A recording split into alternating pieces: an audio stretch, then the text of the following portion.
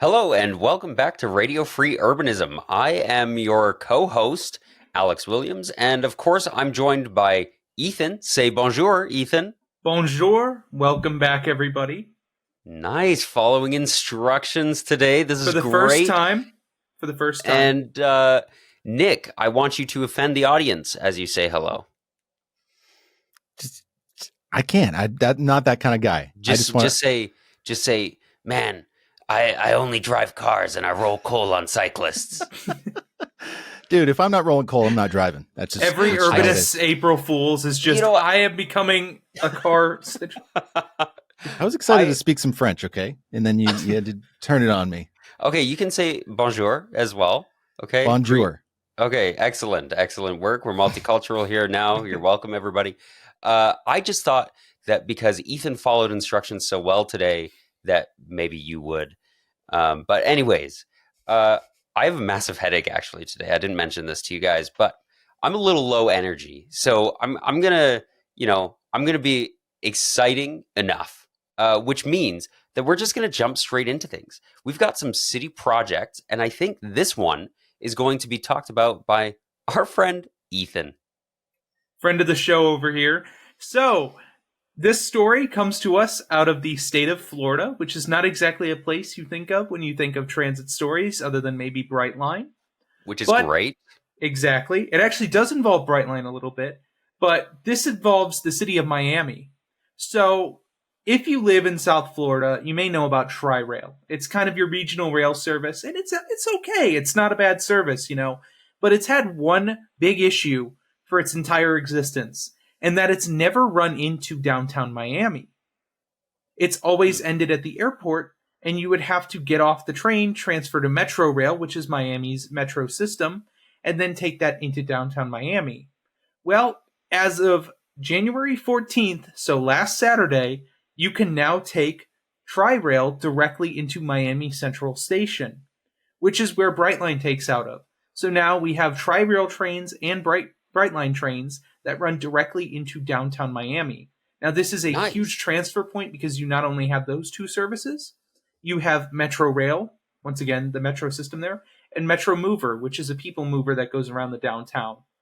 It's really exciting to see this. It's not a huge project, but it's really, really important for connectivity and anybody coming from, northern areas of South Florida, like Fort Lauderdale, Palm Beach, anywhere north of Miami. And it's a smaller project, but it is huge for connectivity. Nice. That's fantastic. What did they have to do? Any additional infrastructure to get this done, or what? Yeah, I believe they had to build about 7 miles of new track, a good chunk of it being elevated, because the station is completely separate. So the Tri-Rail right-of-way runs on old CSX right-of-way, so it doesn't run on the same right-of-way that Brightline does. Brightline runs on the Florida East Coast right-of-way. So basically, they built a giant connector to kind of wind to the east to connect into Miami Central Station. So now Miami has a multi-railroad central station in its downtown. Kind of a rare thing for a U.S. city or North American city in general to have. Yeah. Yeah. And you mentioned that, I mean, it's weird hearing this come out of Florida, but it's like Florida's popping off. Like, this is great. A little bit. Little bit. Yeah. Definitely has its issues. Chat may know, I used to live there, but it's South Florida has done some decent work, especially South Florida being anywhere from Palm Beach to Miami, but especially the city of Miami has done some decent work. Their real issue is, housing prices and stuff like that. It's really expensive to live there. But I mean, and then also you have coastal flooding and stuff like that they'll have to deal with. But overall, transit-wise, Miami's done a decent job sort of refocusing and building more transit. They do need to do a lot more of it. I know that Metro Mover extensions are coming soon. I know they're working on BRT and rapid bus programs, but and I believe that they're also looking at a Metro Rail extension possibly, but we'll just have to see what happens there. But it is really exciting to see this project done. I know that this has been a long time coming for Tri-Rail and Miami and Florida residents in general. And I know that there's another Tri-Rail project coming too. That one will also be super important, but we'll see when that happens. But it's super exciting to see these transit projects happen, guys. So Yeah. how far can you actually get on this rail? Like if you're in Miami, you want to leave, is this something that you could take across So the whole state? you can't take this across the whole. Florida's huge, guys. This is Yeah. just for the Is it? South Florida region. Oh, okay. So if you're leaving out of Miami Central Station, you can take this about as north as West Palm Beach, which is kind of at like the northern end of like the giant, like I'd call it the greater Miami metro area. Mm.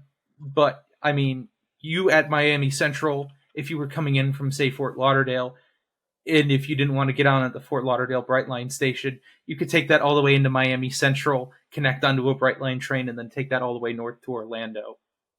So Oh, okay. I basically, see. it's made Miami Central into a really strong multimodal hub.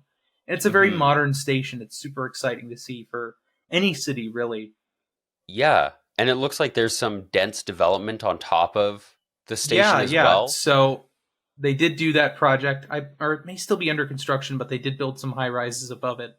Yeah. Yeah. And there's some wasteland parking lots in the area that I'm sure will get their turn to be redeveloped as well. Yeah, Miami's been doing a pretty decent job on infill development. So if you look at Miami, it's definitely been a city that's been constructing a whole ton of new, different actually it's just been really big on high rises. It's kind of like I'd say comparatively it's kind of like Vancouver when it comes to high rises. They are addicted to building them there. Nice. Absolutely addicted. Like but it's all over Miami. So like Yeah. basically like it and Metro Rail, which is Miami's, metro service has been doing or they've basically been really into building high rises and TOD around their stations. They hadn't done that before and it really their system struggled because they didn't have people living around their stations. But they've been building more housing around their stations and mixed use developments and it's been really beneficial. That's sweet. That's actually making me feel pretty optimistic that so much stuff is happening in Florida and hopefully starts happening elsewhere. I mean, that's I great for the connectivity in Florida because Brightline ends at Orlando, right? At the moment, yeah, it ends in At the Orlando and moment. it's supposed to get a Tampa extension. Oh, We'll okay. see. We'll see if any of this momentum creeps north in the state. I know Tampa and Orlando have been trying to do some transit construction, but it's really Yeah, hard when you don't have any state support. So right. they'll just have Nice. to work around it. But it is exciting. There is some momentum in Florida. Yeah, We're gonna that's ignore really exciting. Jacksonville, but we'll Yeah, that'll be for another Jacksonville's conversation. it's super sprawling, right? Very. Jacksonville. Yeah, we could Like, have a whole Jacksonville episode. I'm just saying. all right. Well, I look forward to that.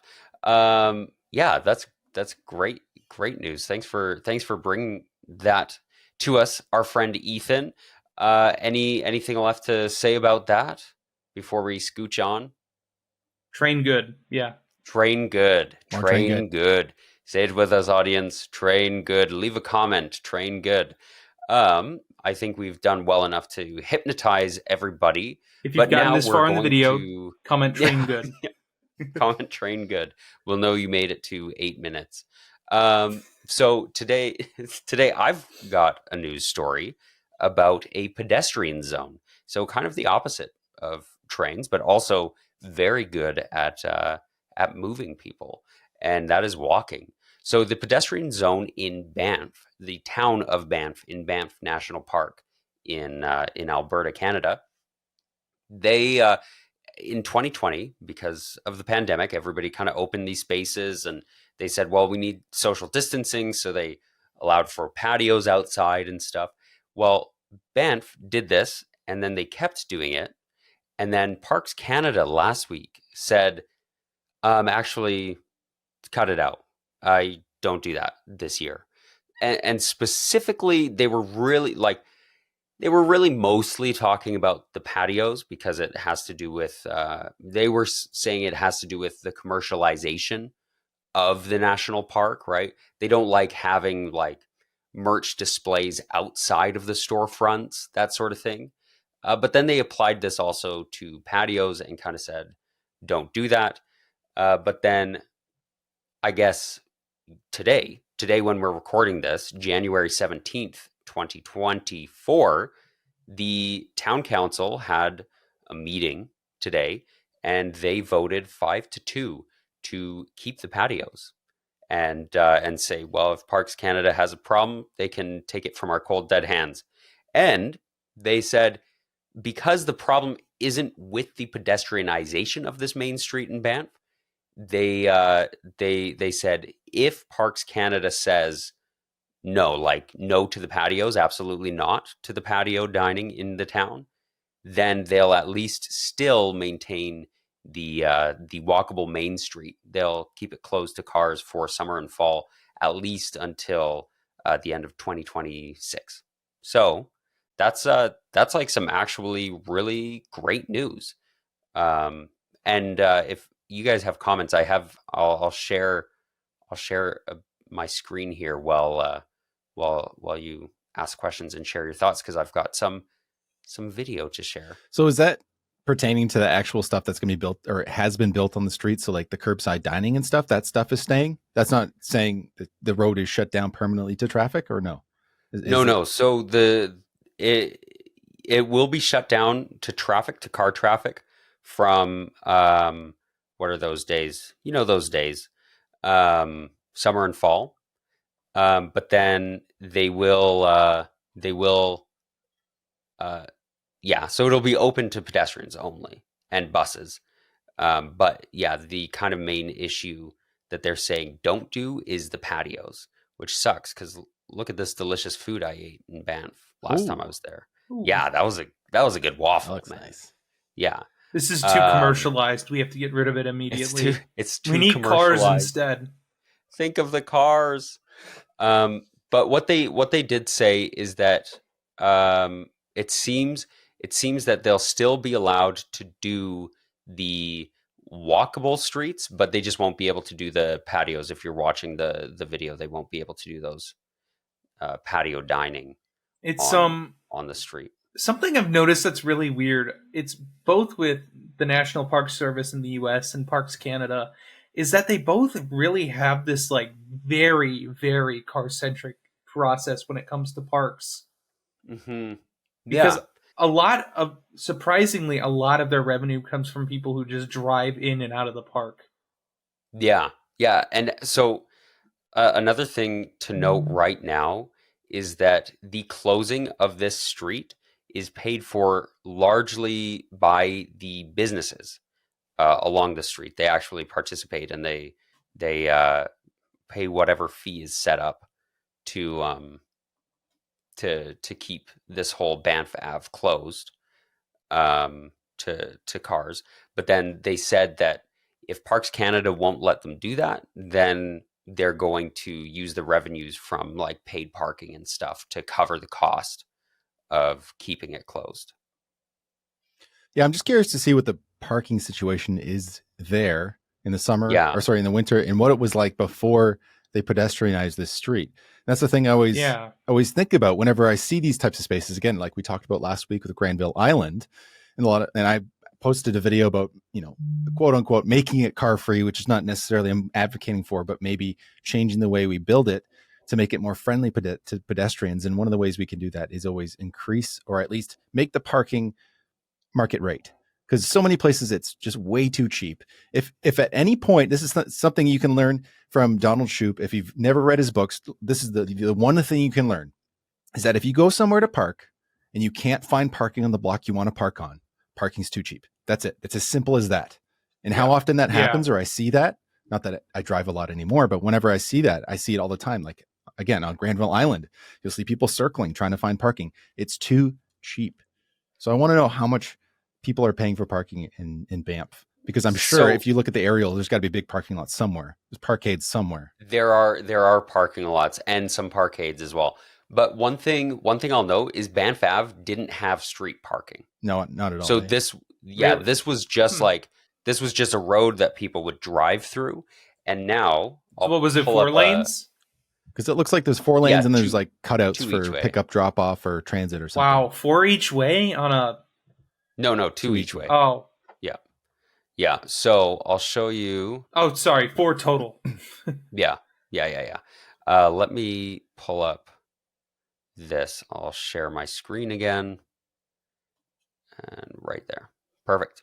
So here on the main street, I think this is where they closed it from. So they would close it from here where it intersects with Wolf Street. And then, so all of this would be closed to car traffic all the way to here, where it intersects with Buffalo Street. And you'll see in behind here, like usually what I would do is if I were driving in, I would have turned down Wolf Street and come down this way and then park in one of these parking lots back here. Like it's not that hard. Closing this for pedestrians only doesn't do anything to it just moves the traffic around the street here. Yeah. And this Bear Street here, this is the street that this is what this is. I know Shifter Tom's made a video talking about this Vunarf before. But yeah, so like it's still, it just adds that additional walkability and comfortability.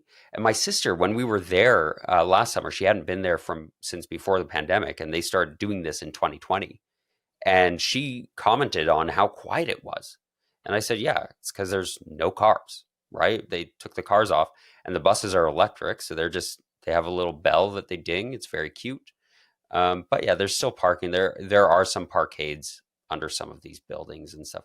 But I didn't have an issue with the price. When I've paid for parking here, I never had an issue with the price. Sometimes it felt cheap.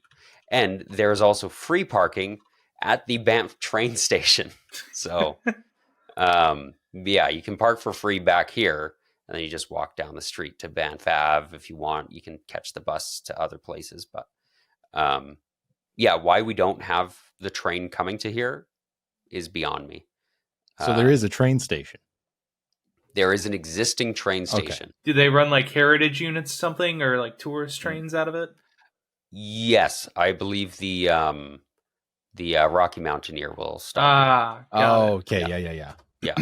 And they do rent e-bikes here as well, actually. The Rocky Mountaineer, the elite train of Canada. It's so expensive. It's insanely expensive. Yeah. So yeah, so there's some stuff. I'm trying to remember the one that goes by Moab, Utah. I think that might also be I want to say it's something similar, but yeah, it's I think Tybalt from Simply Railway covered it, but okay. Yeah. So it's in the same vein of like super luxurious, expensive tourist train. Yeah, instead of just like for me, I just want to get to the park. I want to drop me off in the town, and then from the town I can take the bus to Lake Louise, Moraine Lake. I can take it to a hike somewhere. I can go up, the hill to the gondola, whatever, right? I just want a train. You can throw me in an AmCan. I don't care which train car it is, what's pulling it. Just get it up the mountain. Mm-hmm. Yeah, it'd be amazing to see a train go there from Calgary. That just, again, it's like a no-brainer. We talked about it last week. Yeah, we did. Actually, I think it was the week before, but yeah. We're going to talk about it every week, probably, honest. Until it happens, we're going to keep talking about it. Yeah, I know. So it's great that the town voted to say, like, you know what, we're going to do a thing. We've got some articles and stuff from the Calgary Herald that kind of address that and talk about, concerns and why they want to do it, why some people might not want to do it.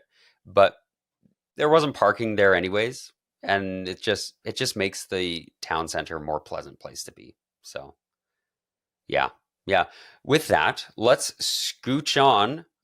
I'm saying scooch a lot in this episode. I'll get it. Yeah. We're scooching along, apparently. Twice is a lot. Yeah, we're scooching along to talk about Broadway Station. Nick. Yeah, I want to talk about some stuff that's going local to here. So I've already talked about it in the past on this podcast about the extensions to the SkyTrain. So if you're curious about that at all, there's a YouTuber called Stainer the First, and this guy's been documenting the construction that's going on right now. So that includes the extension that's going from, I think it's commercial down westwards towards Arbutus. So that's like close to downtown Vancouver, just south of downtown Vancouver, and also the extension that's going down to Langley. So he's got like a not a GoPro, a DJI, one of those drones. I don't know. It's one of those mini ones. I swear to God, it's amazing. They look so. The Mavic. I don't know. It's those it must be those lightweight ones. But I'm sharing my screen right now, and I'm just playing one of his videos so you can see. He's got these fantastic views of the construction that's been going on from the air, but also from the ground. So if you want to see the project and what's going on and the updates, you can go there because he's been going over this for months now. So it's really cool to see the progress, and he's got maps and everything so you can see where everything's going, which is really cool. And I just wanted to highlight this guy because I'm a fan of watching his YouTube videos, so I thought it'd be cool to share. But also something else that somebody has proposed, and this is a $10 billion regional rail system designed to revolutionize transit in Metro Vancouver. And the system, known as the Mountain Valley Express, aims to enhance transportation connectivity in the region. So this is something that I've been wanting to see for a long time. And I think everybody who's interested in trains wants to see something like this in their area. But there's a special demand for this type of thing when you have tourist destinations. So as we're talking about Banff, here in Vancouver, our Banff is Whistler, naturally. That's one of the things that a lot of people go to. So if you've never been to Whistler, you head north from Vancouver on the Sea to Sky Highway, and it kind of hugs the mountains all the way up, about 2-hour drive all the way to Whistler. And it's absolutely beautiful drive. It is gorgeous. And it seems like a perfect place to have a train go all the way up there. So this is only one portion of that train, is to get up all the way up to Whistler, pass through Squamish. It also is proposing different regional rails that they're going to head down through the South Fraser Valley all the way to Chilliwack. So this is a pretty comprehensive plan. And it's not necessarily, hey, this is a proposal, it's happening, or it's been accepted. This is basically some guys have gotten together who at least seem like they have the proper credentials to do this. And they put together a huge thing. How many pages? 135 page document. The what is it called again? The Mountain Valley Express. Mountain Valley Express.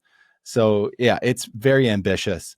And if you dare to go ahead and dig in so I think their website is mvx.vision, and that's where you can find their whole setup there. But yeah, $10 billion seems a bit low in my opinion. I can't imagine they're going to be able to, if they actually build this put the boots on the ground to build this, it's going to cost $10 billion. I feel like it's going to be a lot more than that. Yeah. But either way, we'll see. Yeah, we'll see if I don't expect this to happen for the next 20 years, probably, with the kind of politicians we have running this place. It's crazy that this wasn't done 40 years ago. Like, why isn't there a commuter rail all the way down to Abbotsford? Why wasn't that built, 20, 30 years ago? It seems insane to me. But yeah, the most exciting to me, at least, is the one that would potentially go to Whistler. Obviously, that would be very expensive. If you haven't seen Sea to Sky Highway, go Google it. It's on the side of a mountain, like most of the way. It's crazy. It's so awesome to drive it. It's great. So to be in a train and experience that would be way better. But even better than that is getting to Whistler and not having to find parking. Because much like we talked about just in Banff and the parking lots, go look at Whistler from the air. The parking lots are absolutely massive. And what happens when you get there on a good snow day? You look at the forecast, you're like, oh, there's 30 centimeters of snow. You're like, yeah, let's go Whistler. It's going to be a great day for some snowboarding. You get near Whistler and there's a lineup of cars. And that lineup of cars is just people trying to get into the parking lots. And you're like stuck in these lineups for like an hour. So you end up leaving at like 4 a.m. just to beat these lines and realizing that everybody's done the same thing. And you just can't beat it. So it'd be really nice to just, get off a train that's not far from the Whistler Village and get on the slopes. I mean, it's already over capacity, but still.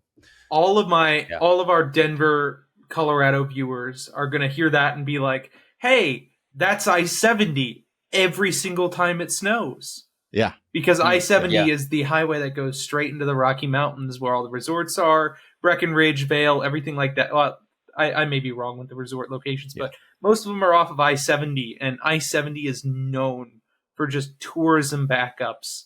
And I'm sure most people would appreciate more than one train a day to one resort. Yeah, okay. Yeah. Was that somebody posted on Reddit? I think I saw the other day. There was a lineup for 3 miles of cars trying to get into a resort. I don't know if that was in Colorado or something, but they were driving. It makes sense. It was a time lapse, and they were driving beside this lineup that half of it was just in this bike lane. But that's my own thing. Colorado or Utah, 3 miles. Either one. Yeah, 3 miles of cars lined up to get to park to go to a ski resort. But okay, can I just at least bring this up again? So when we were talking about Banff again a few episodes ago, the opposition to it was that it's too full. It's already too full. Mm-hmm. And is that a proper concern? Because like when I go to Whistler, I don't go very often, but my friend goes all the time and he tells me about the good days.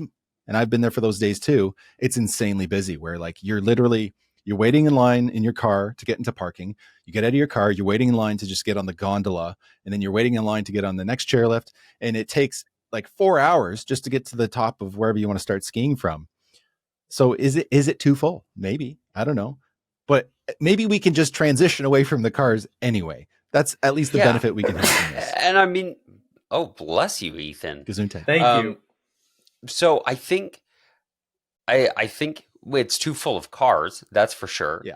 I also think, and this came up on the Calgary subreddit, maybe on the Banff subreddit, that if you go a little bit past where all the big tourist spots are, you're going to end up finding some really quiet spots. I mean, Banff National Park is a huge place, right?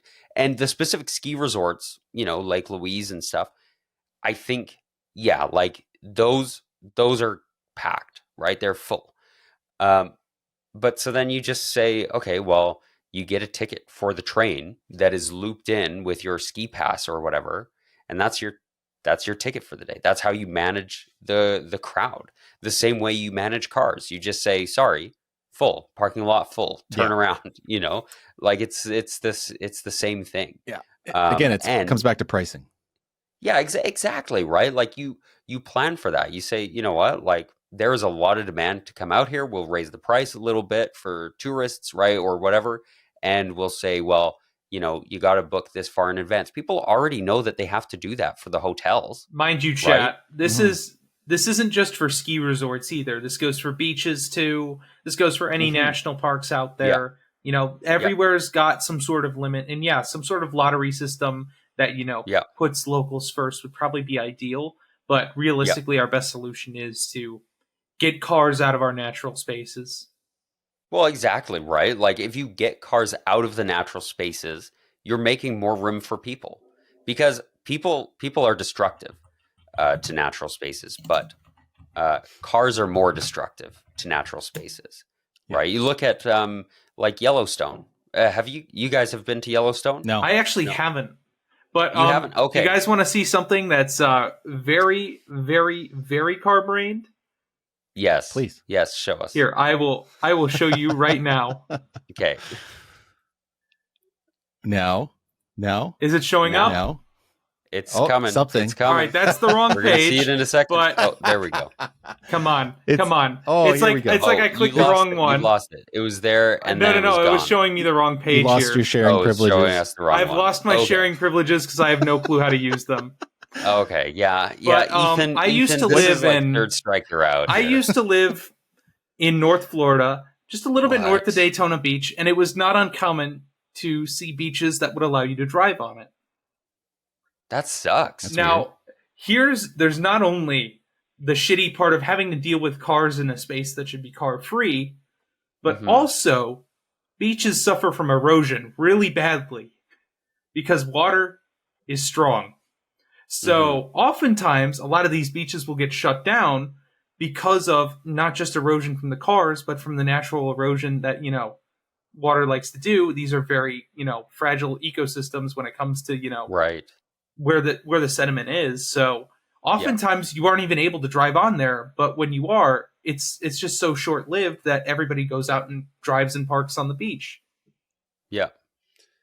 It's crazy how much beaches can shift from season to season. It's amazing. To think that you would go ahead and put your car on there. That's day to day, that's bold. Hour to hour. True. Yeah. Absolutely. Yeah. Why would you drive your car on a beach? That seems silly to me. Actually, NASCAR got its start from people. Daytona Racing actually got its start from drag races on the beach. Oh, really? Yeah. Okay. Well, I guess kind of crazy, but we're in a different time than that now. So we probably shouldn't be driving on the beach. Right. And I think the worst thing that also goes on that is that Texas classifies all their beaches as technically state highways. What? For real? It's for road rules of driving on the beach. So they technically classify all their beaches as state highways. Interesting. Oh, interesting. Wild. But yeah, as I was gonna say with Yellowstone, which you guys haven't been, you should. It's fantastic.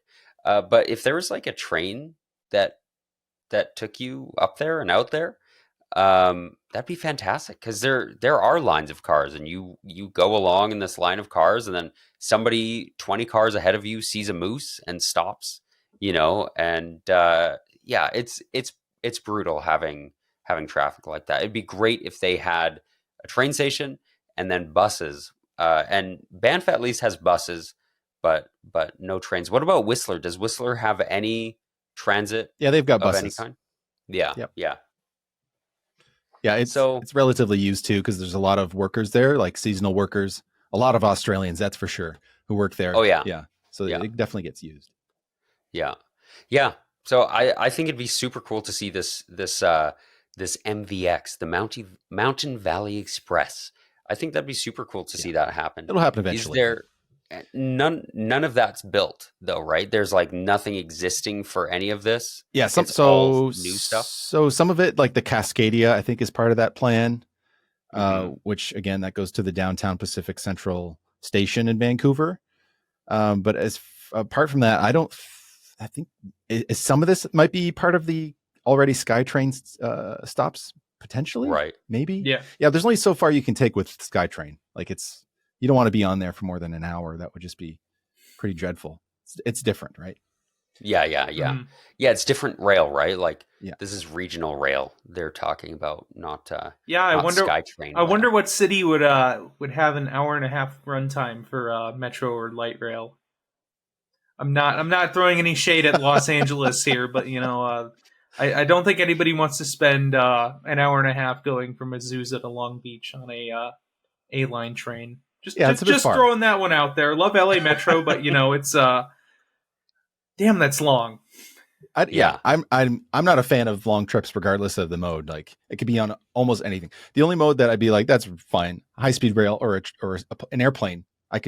An hour and a half seems pretty short, but other than that, I don't want to do it. Not in a car. Yeah, probably not in some kind of light rail. Not really. Not even on a bike. I can do a couple days in a train, but Yeah, heavy rail train, it's doable. But yeah, especially if you have like a snack car. Oh, a bar cart. Lounge, sightseer lounge, perfect.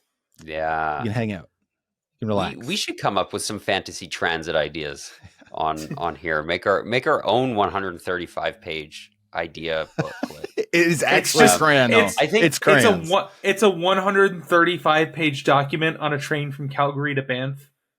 Yes, that's the whole. You could. There are so many trains that I'm like, we should do this. Top of my list is the train to Drumheller, though. Boy, I love that museum. Yeah. I think it's a super cool project, and me calling it like a booklet is pretty reductive. It's actually, they went into detail, and I get the sense that these guys know pretty well what they're talking about, and I think it's a project that should be done. I think that's our last story. Nick had two today, and we kind of well, they were kind of part of each other. Yeah, we could. I'm going to talk about something later, but maybe we should get to the listener mail. Yeah, let's get to the listener mail. All right, I think are you handling this one too, Nick? I can do it. Nick's just on a roll Guys, here. I was silent for like the first goodness. 15 minutes of this podcast, so I got to make up for this whole amount of time. Yeah. So nice. This is all right from YouTube. By the way, if you want to send us a message, you can do it on our YouTube video in the comments, or send us at radiofreeurbanism@gmail.com. Just send them away. We want to hear what you got to say. Any platform we have. Yeah, anywhere. Just send it. But this is from Hall's Emporium, and they say many people make show. Many people make fitness a focus of their New Year's resolution. And one in particular I've seen people discussing is picking up the habit of walking 10,000 steps a day. This makes me think of time living in the deep suburbs and how uninspired I was to go for walks, as my only options were walking along a strode or walking around and around a walking path with a manufactured pond in the center. Compare this to new neighborhoods just outside the downtown. It's much more pedestrian friendly, and I don't need resolution to push me outside for a walk, because walking is built into running errands and nearby shops and checking out nearby events. I know it's not realistic for everyone to relocate to a neighborhood like this, but if you can, it sure does make a difference. Yeah, and this is something we've talked about several times. We always talk about this. Walkability is so huge, and I think it's the ultimate goal of urbanism in the first place. Like, I love micromobility because I think it's something somebody can do right now to replace their car, to make their commute more enjoyable and save them money and have fun.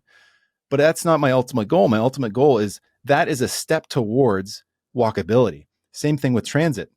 It helps extend your walkability. They're just extensions of your human self, which is really great. So we've talked about where I live in Vancouver. I live in a relatively walkable place, very walkable for North American standards. I can walk to almost anything. When my wife and I go out for dinner, we walk to the neighborhood where there's restaurants that we love. When I need to get groceries, we walk a couple blocks to get to our grocery store. If I need to get a few things from, the drugstore, it's right across the street. So everything's really close to me. And I walk a lot. In fact, I checked my stats from last year. Guys, do you want to guess how many steps I walked last year? I want to pull up my thing, but just like, how about an average? Just guess an average per day that I walked. I'm going to guess an average of 16,000. 16,000? Ooh. I'm going to say 22,000. Holy smokes. You guys are on opposite sides of it. So for the past 12 months, I've walked 15,000 steps, over 15,000 steps a day on average. So part of that is the walkable community I live in, but also another part is that is my job, which we won't get into now, but I walk a lot at my job. But that is 5,393,000 steps in 12 months, which is like insane. When I saw that, I was like, oh my God, I walk a lot. But yeah, it's something where I exercise for fun. I rarely do exercise for the sake of exercising. So my job is relatively physical. When I go do my errands, it's very physical. And when I go for leisurely rides, for example, scooters, I have a scooter. It's useful, but I don't go for scooter rides for rides. When I go for a ride, I get on my bicycle because that's what I enjoy doing. So yeah, I obviously agree. We need to have walkable places where it's easy to go out just because that's what you do. Yeah. And for anybody wondering, it's treadmill quality assurance is what Nick does for work. Yes. He actually just inside the factory, he just treadmills all day. He's been really working on those like at desk ones. It's crazy. He's actually walking right now. Yeah. There's been a massive production of those. So he's working right now. He's calling in from the factory. We're testing longevity. Yeah. Yes. I've burnt out 3 treadmills in the past 12 months. It's not a very, efficient way to test these things, but hey, I'm getting paid, so I don't care. Yeah, exactly. No, but yeah, walking is a huge deal. This is our primary mode of transportation is our feet. And making it's been said before, and it'll be said again, that when your city is designed well, you don't need to think about exercise, right? You don't have to worry about that. Last night, I walked 45 minutes home in the snow because the bus service wasn't very helpful to getting me home. So that wasn't a choice. That was more of a problem that I had. Whereas it'd be nice to just be able to walk comfortably to the place that I was going. Not because I was forced to, but because that was the best way to get there. Yeah, it's definitely like real, like walkable cities and just walkable neighborhoods in general really do kind of put into a perspective of just managing your life in like a much more like, I'd like to say automatic way when it comes to your own health, at least in terms of, being physically fit. I think there was the term coined. It was like called like it was called like the existing workout or something like that, but just existing in a walkable city or a walkable neighborhood is just already existing with your daily workout. Yeah. Just make it easy, right? Just integrate it. That's one of the reasons I got rid of my car was because I knew like I wouldn't get exercise. And it also saves time. If I just had to drive everywhere. Yeah. It would be nice to live in a better designed place. And when the place sucks, like you don't want to be there. You don't want to be outside. You want to drive to the front door, right? You don't want to spend that extra time enjoying your neighborhood. Totally. And like when you go to like a parking lot of a big store and you see this giant parking lot and how many people are circling trying to find a good spot. when they can go all over the end of it, right? You can see the spread of cars parked. If you look from the aerial view, you can just go near the end and easily, I have a spot, just like that. Yeah. As long as it's not a Costco on a weekend, like that's a nightmare, no matter where you try to park. But like, you can park a little farther away and you have a spot. How many people are trying to avoid that, to not walk those extra steps? Because it just seems like a waste of time. Why would you want to walk in a parking lot? It's not a fun place to walk. It's not good. No, it's not. Yeah. It's a shitty place to walk. Yeah. Yeah. It's probably the shittiest place to walk because there's no dedicated area for pedestrians. So it is without a doubt the shittiest place to walk. That's a topic I've got for a future video of my own, is going to like these shopping areas and talking about the pedestrian access. Because there's some that do at least like they put it there, like it's not amazing. It would be great if it was built for pedestrians, right, rather than for cars. But then there are others where it's like they weren't thinking of people at all when they built this. Zero consideration. But yeah, let's move on to the next listener mail here, Ethan. So this next listener mail comes to us courtesy of Sean Troy 3172, and they say, "Y'all rock." Thank you so much, Sean Troy. Salt Lake City has so much potential. Those wide lanes can be easily repurposed without losing car access and parking, since they got 8 lanes plus parking right now. Bike downhill, transit back up. Cut down that smog and keep it beautiful for all those skiers and snowboarders. I love this comment here. Salt Lake City probably has some, and just West Coast cities in general, have some of the widest roads I've ever seen.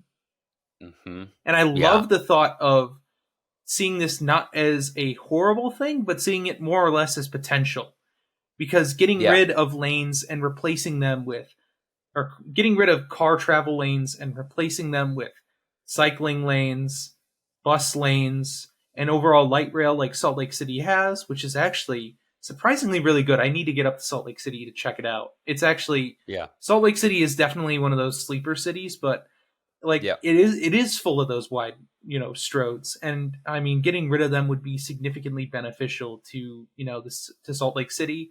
They have a really progressive mayor when it comes to the topic of city planning and urbanism. If you guys want to look her up, her name's Erin Mendenhall. She is a really very progressive, very transit forward mayor. And it is really exciting to see, cities kind of go this way. Salt Lake City really itself is trying to push this because they do have such poor air quality this time of year. But it is horrible. Yeah, it's inversions. Yeah, inversions are no joke. But I mean, like getting transit access to the ski slopes, and what's the big movie festival that's happening right now out in Salt Lake City? I forgot the name of it. Oh, yeah. Why am I blanking out on this? I was actually thinking about going to it at one point. Yeah. I'm trying to remember. Is it? It's not Sundance. It is Sundance. It is Sundance. Yeah, so that would also be great to get to right now by transit. I know they have some theaters that show movies in Salt Lake City itself, but actually being able to get to the Sundance Theater, which is in the mountains, would be super exciting. But yeah, Salt Lake City is a very promising place. Hopefully they can get some of those roads changed over. Yeah, it's got potential. It's also getting hit really hard by climate change now, like today, right? This is in a lot of places. It's like like we should be worried about it. Salt Lake City, like they're getting hammered today. But I know there are some efforts with Park City to try and do more transit and stuff like that. And then also within Salt Lake City, I mean, that area, they already have the front runner train. Salt Lake has an LRT. They've got the train to the airport. They've got stuff going on. They have 4 light rail lines. They have the front runner, which they're planning on improving. I don't know if they're going to have Sunday service on that ever, but I know that they're planning to make it more like actual regional rail than a commuter system. And then they have 2 BRT lines, and I think they're planning on doing more of them because they know that they can quick build those and get transit built out pretty quickly. Yeah. So there's some promising stuff there. I'll also note one thing that I think is a strength of Salt Lake is they have massive city blocks. Their city blocks are a lot larger than most places. It's a double-edged sword. So to make large walkable areas, they don't even need to close down roads, right? Obviously, I think they should in some places, right, to keep out car traffic. But there are like just massive city blocks that if you develop them right, you can make like really pleasant places to be. Yeah, so there's lots of potential there. So I'm optimistic. Yeah, it is. It's a super exciting city, just West Coast too, because it's also not like it doesn't have that California price tag either. So it is like it's a lot more affordable than a lot of other cities, especially on the West Coast when it comes to this kind of transit. So yeah, Yeah. it does look super promising for Yeah. just transit in general, and really being kind of just like a city that people don't think about for transit, but actually has a decent network. And I Yep. think they're competing right up with Denver for it, which also has a pretty extensive network. But those two cities are really interesting because they have extensive networks, but zoning really isn't the best there. Yeah. But they're working Yeah. on it. Nick, anything to add to that before I scooch on to the next? I just want to go there. I've never been to Salt Lake City, and I've always Yeah. heard good things. So we'll make a trip out of it. It'll be we'll one. Yeah, we're just going to tour the entire world. Exactly. Yeah. Our next comment comes from our good friend Austin Surson, who is a big fan of the show, the biggest, perhaps. So Austin says, another huge props to Calgary during the 2013 flood, which destroyed 100 meters of track. The South Sea Train LRT reopened 2 weeks after it was forced to close. So it was closed from June 19th to July 3rd. And then Austin asks, would it have been repaired as quickly if Stampede weren't abutting it? Which, for some context, Stampede is Calgary's big rodeo. We get over 1 million visitors to the city. It's 10 days. It's a huge deal, very important. And then he says, maybe not, but still, it's a huge testament not only to Calgary's willingness to prioritize transit, but also their ability to mobilize resources quickly to get it done. This is something I think Calgary Transit's pretty good at. They know how important, like the city knows how important the C train is, especially getting people to and from Stampede. It's like at Stampede time, the train is packed. Like every train car is packed the whole 10 days. And so it's great that they got that fixed. And of course, that's kind of in response to what Ethan brought up last time with Chicago having rail problems. So we can reply to that one separately and maybe get an update from Ethan about the Chicago stuff if you've heard anything. So I haven't heard a whole lot of updates on Chicago. I know that the red line, or obviously the red line's still running. That's like one of the main lines in the city. But I know that the yellow line is up and running again. Where the city's really seeing issues is on a lot of the other lines to the side. There's actually a good friend of mine made a CTA tracker, and there were only like 2 trains on the brown line on like Sunday. So for an entire line through the city, so I think it was running at like 20 or 25-minute frequencies. It was just really painful to look at, but yeah, I mean, it is really nice that one city actually does prioritize fixing their transit. I know that that's probably a more vital line than the yellow line is, because the yellow line is more of an arterial line, or it doesn't run into the center of the city, and it's kind of, it's basically just a feeder line to the red line. But it is really exciting to see that a city actually did put a lot of effort into fixing transit quickly and, efficiently to get it back up and running. And another example other than just Baltimore, because I gave Baltimore, I gave Alstom flack for that one online, but it is really nice to see when cities get their transit operations up and running quickly again. Yeah. It is. And then Ethan went on to add, replying to our Glenmore Landing conversation, he says, good news on Glenmore Landing. This area of Calgary has some of the most vocal opposition to anything that's not car-oriented and low-density uses, which is very true.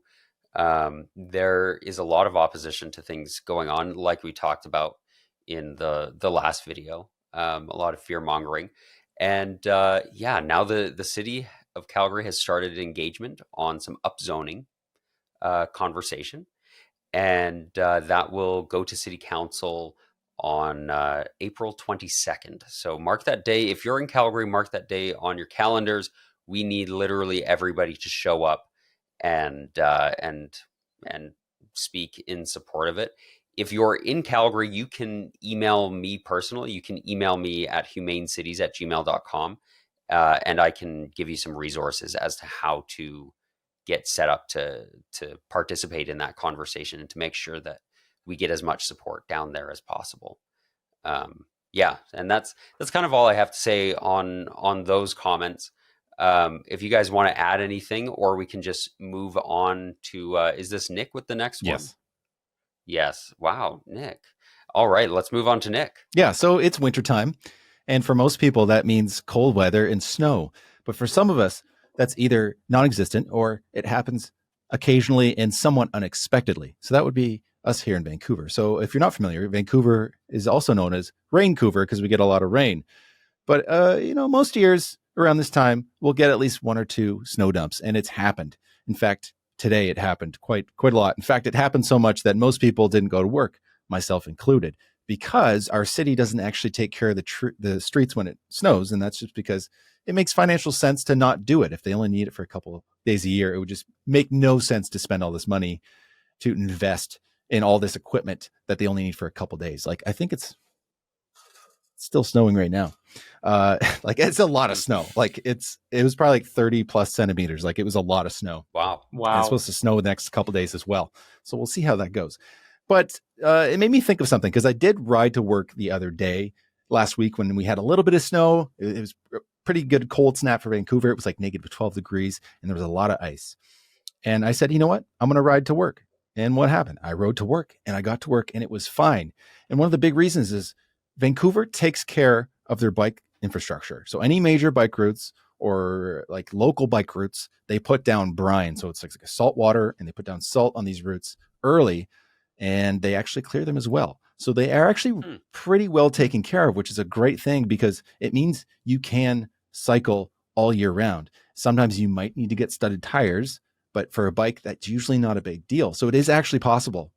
And this is something that kind of annoys me. And this is not a Wogue Mug. I'm not going to a Wogue Mug this week. I had a big one last week. So when people say, oh, well, what about winter? You can't cycle in winter. It's like, yes, you can. You bundle up and you ride. It's like, well, what about the snow? It's like, what about your car? You can't drive your Honda Civic in like a foot of snow. You're going to be run off the road. Right. How many people had accidents today in Vancouver or last week? A ton. Go on Twitter from today. I'm sure you'll see tons of videos, people sliding on the road in their cars and smashing into parked cars. So yeah, winter's hard, but when you take care of the road, you can drive, and you can do the same with bicycles. Okay, today I didn't, because obviously I didn't go to work, but that's because they didn't take care of it yet. It says, what's that town in is it Finland or Norway? Ulo? Oh, Ulu. Yeah, Ulo or Ulu. Yeah. Or, they take care of it. And they have a 22% cycling in the winter, 22% modal share. That's insane. That's amazing. That's crazy. That is. It's a Nordic country. They take care of their lanes. But I've also thought about something else too, as I've been outside more in the winter, and it's something I've always been intuitive of, or it's been I've been into it. I don't know what I'm trying to say. Anyway, when I used to work in northern Alberta in the winters, bitter cold winters, like negative 40, and have running diesel engines, and the air would reek, that diesel exhaust. And I was like, the winter has to be affecting this. And as you talked about with Salt Lake City, these inversions that happened, we had a comment here on the subreddit, Vancouver subreddit. Someone's asking, why is the air quality so bad? Like, it showed on the Weather Network, air quality bad. And people were wondering why. It's because it's cold. And there's this not double-edged sword, but the synergistic effect that happens is when it gets cold too, people drive more. They're more likely to get in their car versus walk versus bike or even transit sometimes. Mm-hmm. So it makes it even worse. So it gets pretty bad, which is just, anyway, it's just all these things are pointing to say, hey, we need alternatives, viable alternatives. We need to take care of our cycling infrastructure. We need to have a reliable transit to keep people from getting in their cars. Yeah. And sorry, Alex. Go ahead, Ethan. Okay. Ethan, you're all right. I'll take it. So, EVs aren't going to solve this problem either, people. One thing I saw, out of the lovely city of Chicago again was people getting their Teslas stranded at car charging stations. Because if you didn't know this, batteries don't do well in the cold. They don't do well in the extreme cold either. So a lot of the times it'll take longer for your battery to charge, and your range will go down significantly. So a lot of these people just ended up leaving their Teslas at charging stations where they absolutely destroyed their batteries. Yeah. Electric cars are not the solution. Some people seem to think they are. You're moving the pollution out of the city, which is great, but you're not getting rid of the pollution. And you're also causing more wear and tear on the roads. And you're still driving a car, right? Like, it's still a car. Still dangerous. Still running people over. Yeah. So we don't need that in our lives. But yeah, is there anything else we want to go over or mention or shout out as we wrap up? Yeah, I think on that note, just to say that the whole slogan, EVs aren't here to save the world. They're here to save the car industry. Right. Yeah. But at least, no, I'm not going to talk about it. No, I'm done. Nick's done, everybody. We're all done. Podcast is done. This is the last episode.